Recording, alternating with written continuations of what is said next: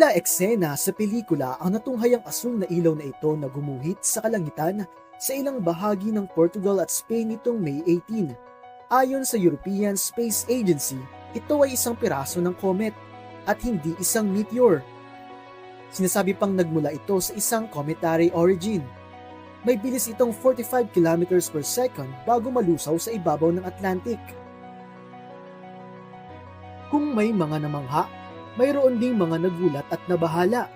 Matapos kasing magliwanag ang kalangitan dahil sa comet, maraming residente ang napatawag sa emergency services upang iulat ang nangyari.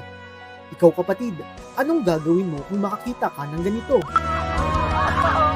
Para sa iba pang content tulad nito, mag-subscribe at i-follow lang ang social media pages ng News 5.